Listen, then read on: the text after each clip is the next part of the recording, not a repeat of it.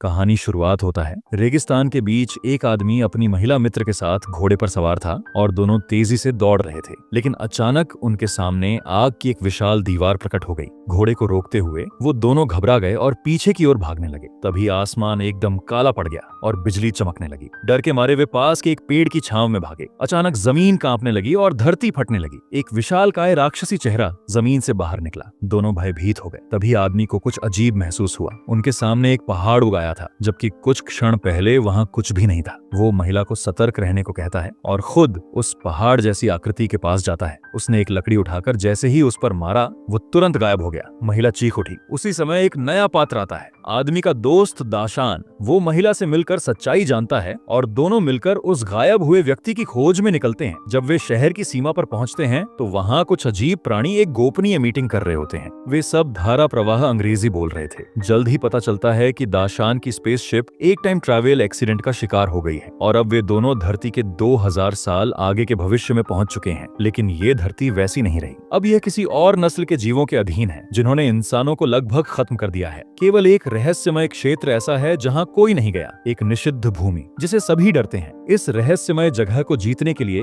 एक क्रूर सेनापति युद्ध की योजना बनाता है। जैसे ही दाशान और उसकी मित्र वहां से निकलते हैं, दुश्मनों को उनकी भनक लग जाती है। उन्हें पकड़ लिया जाता है। इस दुनिया में इंसानों को या तो युद्ध के अभ्यास के लिए जीवित लक्ष्य बनाया जाता है या फिर वैज्ञानिक प्रयोगों में मार दिया जाता है। सौभाग्य से कुछ शांति प्रिय प्राणी उन्हें बचा लेते हैं और एक निर्जन जगह पर छोड़ आते हैं। दाशान वहां से भाग निकलता है, लेकिन एक गोरिल्ला उसे पकड़कर पटक देता है। तभी ट्री भाई नाम का एक चरित्र उसकी मदद करता है और उसे बचा लेता है। इसके बाद वे दोनों एक पहाड़ी इलाके में शरण लेते हैं, जहां उन्हें एक पुरानी गुफा मिलती है। गुफा के भीतर दाशान को 2000 साल पुरानी इंसानी टाइल्स दिखाई देती हैं। उसे समझ में आता है यह जगह दरअसल उसका पुराना घर हो सकती है। उसे एक फटी हुई पोस्टर भी मिलती है, जिससे वह यह बात पक्की करता है कि वह उसी जगह पर है जहां उसका जन्म हुआ था। इसके बाद वे एक पुरानी रेलवे सुरंग में उतरते हैं, लेकिन वहां किसी रहस्यमयी शक्ति की आवाज उनके दिमाग में गूंजने लगती है। दाशान बिना डरे ऊपर चढ़ता है और उस रहस्य की दिशा में बढ़ता है। सुरंग के बाहर उसे एक बर्बाद शहर दिखाई देता है, टूटी हुई इमारतें, उजड़ा हुआ भविष्य और एक टूटा हुआ पुराना शौचालय। दाशान उस टॉयलेट से कुछ खोजने लगता है और उसे एक बोतल जैसी चीज मिलती है। वह उसे पीता है, लेकिन उसका स्वाद किसी पेशाब जैसा लगता है। वो हंसता है, लेकिन तभी टॉयलेट से एक पानी की मोटी धार फूट पड़ती है। वह उसे दोबारा पीता है। इस बार स्वाद वोडका जैसा लगता है।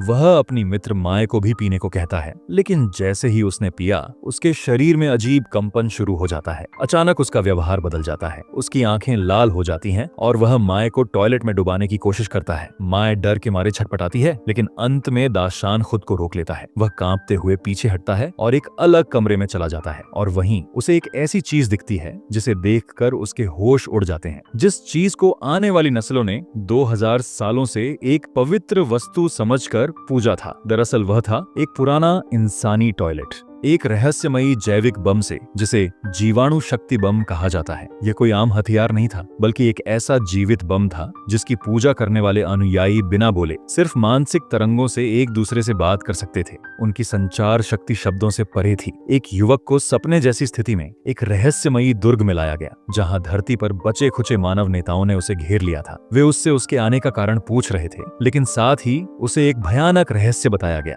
मानव सभ्यता लगभग समाप्त हो चुकी है। अब इस धरती पर मानव केवल सीमित इलाकों में एक नई जाति, मानसिक प्रजाति के अधीन गुलामों की तरह रह सकते हैं। वे संसाधनों से वंचित हो चुके हैं और उनकी एकमात्र ताकत है मानसिक ऊर्जा। इन लोगों ने मानसिक शक्ति से अपने आसपास के जीवों को नियंत्रित करने की कला सीख ली थी। वे माया रच सकते थे, भ्रम दिखा सकते थे और किसी की भी चेतना को मोड़ सकते थे। इसी समय एक क्रूर नस्ल, वर्चस्व जाति ने पूरे महाद्वीप पर कब्जा करने की योजना बनाई थी। जैसे ही उनकी सेना ने कूच किया, रास्ते में अचानक एक आग की दीवार उभर आई, जिसमें कई सैनिक जलते हुए दिखाई दिए। इस दृश्य को देखकर पूरी सेना डर गई और पीछे हटने लगी। तभी एक पहाड़ पर एक 3 नेत्रों वाली मूर्ति प्रकट हुई, जिसकी आंखों से खून के आंसू बह रहे थे। सैनिक घबरा गए, कुछ ने अपने हथियार तक फेंक दिए, लेकिन सेनापति को शक हुआ। वह घोड़े को दौड़ाता हुआ सीधा आग में कूद पड़ा और हैरानी की बात यह कि उसे कुछ नहीं हुआ। तभी सब समझ गए ये सब एक मानसिक भ्रम था। अब जबकि भ्रम टूट चुका था, मानव प्रजाति के बचे खुचे लोग एक पुराने गिरजाघर में इकट्ठा होकर प्रार्थना करने लगे। उनकी अंतिम उम्मीद थी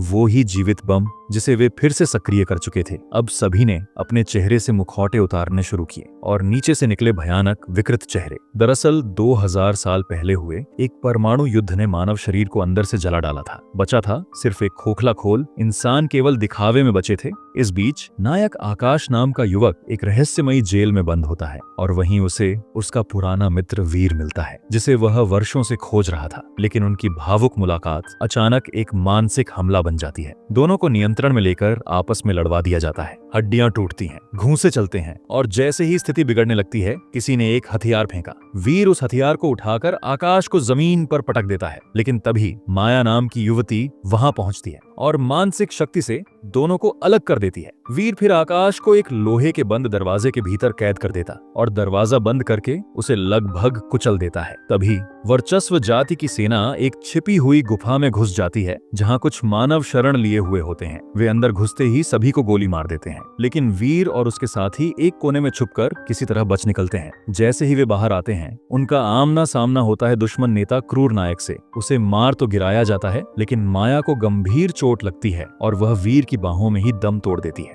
अब आकाश और वीर के जीवन में कोई रोशनी नहीं बचती। वे तय करते हैं कि अब इस अत्याचार का अंत किया जाएगा। जब वे गिरजाघर पहुंचते हैं, वहां वर्चस्व जाति की सेना उस जीवित बम को तोड़कर पैक कर रही होती है, ताकि वे इसे अपनी दुनिया में ले जाकर एक ट्रॉफी की तरह सजा सकें। लेकिन तभी बम उनके हाथ से गिर जाता है। जहरीली गैसें निकलने लगती हैं। आकाश, जो अब भी जीवित था, अचानक दौड़ता है और एक मूंगफली जैसी गोली से क्रूर नायक को मार गिराता है। फिर एक जलती हुई लकड़ी उठाकर शत्रु सेना पर टूट पड़ता है। लेकिन लड़ाई आसान नहीं थी। बहुत जल्दी उसके शरीर पर वार पड़ते हैं। वो लहूलुहान हो जाता है। वीर बम को निष्क्रिय करने की कोशिश करता है, लेकिन तभी उसे भी दुश्मन गोली मार देता है और अंत में आसमान में चमकता एक तारा, जो पूरे दृश्य को देख रहा था, धीरे धीरे बुझ जाता। बेटा, मैं शंकर भगवान हूँ। अगर तूने इस वीडियो को लाइक नहीं किया और चैनल को सब्सक्राइब नहीं किया तो अगली परीक्षा में मैं तुझे खुद फेल करवा दूंगा। लेकिन अगर तूने सब्सक्राइब कर दिया तो खजाने से तेरी झोली भर दूंगा।